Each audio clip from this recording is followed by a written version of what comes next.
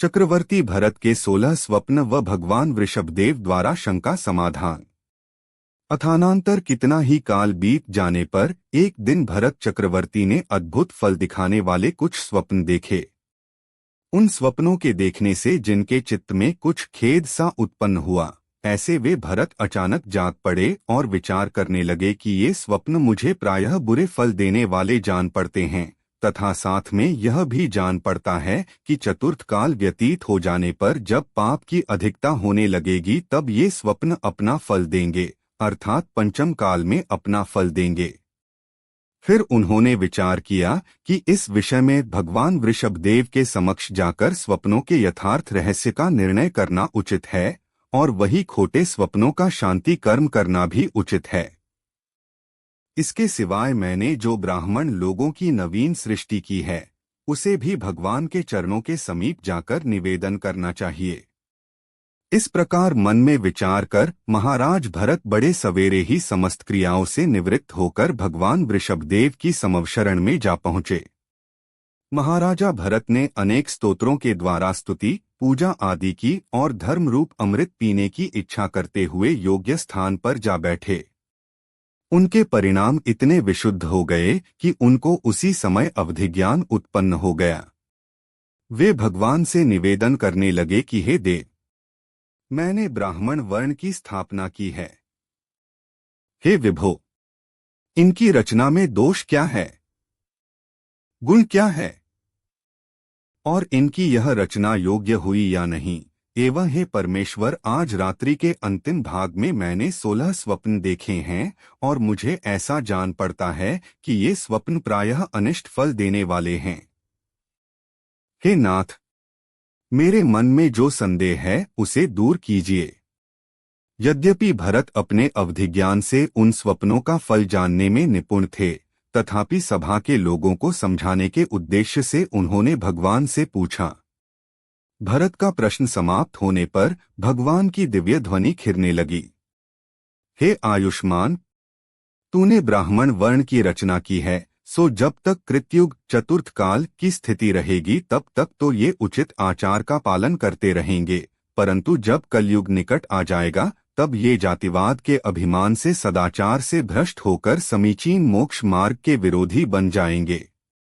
पंचम काल में ये लोग हम सब लोगों में बड़े हैं, इस प्रकार जाति के मद से युक्त होकर केवल धन की आशा से खोटे खोटे शास्त्रों के द्वारा लोगों को मोहित करते रहेंगे।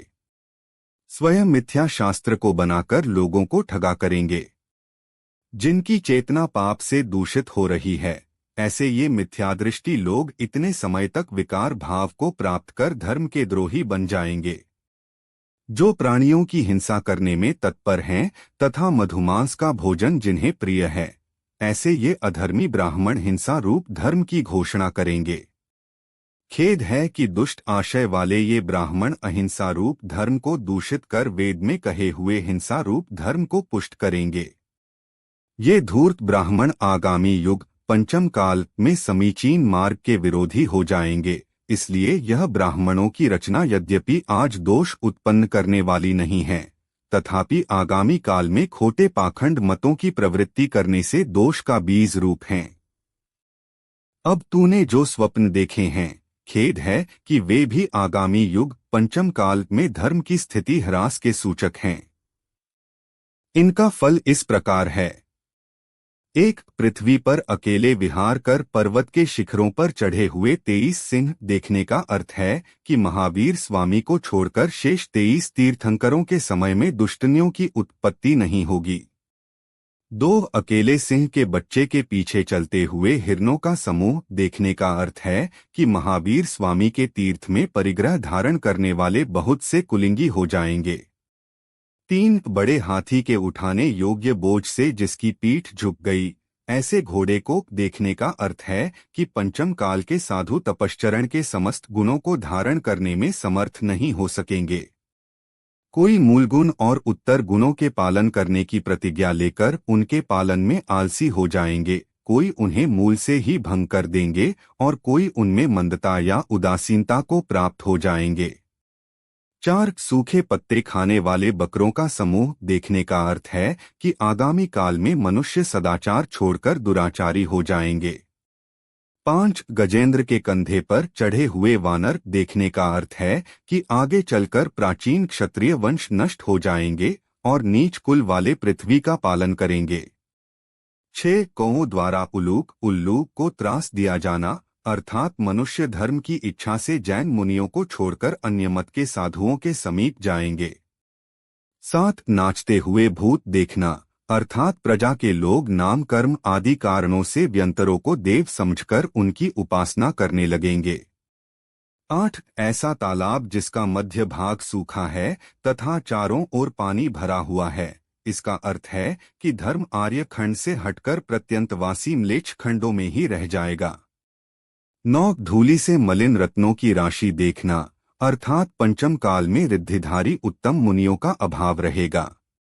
10 आदर सत्कार से जिसकी पूजा की गई है ऐसे कुत्ते को नैवेद्य खाते देखा, इसका तात्पर्य है कि व्रत रहित ब्राह्मण गुणी पात्रों के समान सत्कार पाएंगे। 11 ऊंचे स्वर से शब्द करते हुए बैल का देखना, इसका अर्थ है कि लोग तरुण अवस्था में ही मुनि पद में ठहर सकेंगे, अन्य अवस्था में नहीं। 12 परिमंडल से घिरा हुआ चंद्रमा देखना अर्थात पंचम काल के मुनियों को अवधि ज्ञान और मनःपर्याय ज्ञान नहीं होगा। 13 परस्पर मिलकर जाते हुए 2 बैलों का दिखना, इसका अर्थ है कि पंचम काल में मुनिजन साथ साथ रहेंगे, अकेले विहार करने वाले नहीं होंगे। 14 मेघों के आवरण से रुका हुआ सूर्य देखने का तात्पर्य है कि पंचम काल में प्रायः केवल ज्ञान रूपी सूर्य का उदय नहीं होगा। 15 सूखा हुआ वृक्ष देखने का अर्थ है कि स्त्री पुरुषों का चरित्र भ्रष्ट हो जाएगा। 16 जीर्ण पत्ते देखना अर्थात महाऔषधियों का रस नष्ट हो जाएगा। हे भरत, इन स्वप्नों को तुम बहुत समय बाद का फल देने वाला समझो तथा जो तुमने ब्राह्मण वर्ण की स्थापना की है सो आज तो ठीक है, किंतु ये भी पंचम काल में जाति के मद से युक्त होकर प्रायः धर्मद्रोही हो जावेंगे। फिर भी अब जिनकी सृष्टि की है उन्हें नष्ट करना ठीक नहीं है। हे वत्स, इस प्रकार मुझसे इन स्वप्नों का यथार्थ फल जानकर तू समस्त विघ्नों की शांति के लिए धर्म में अपनी बुद्धि कर। चक्रवर्ती भरत के 16 स्वप्न व भगवान वृषभदेव द्वारा शंका समाधान का विषय पूर्ण हुआ। जिनवाणी माता की जय।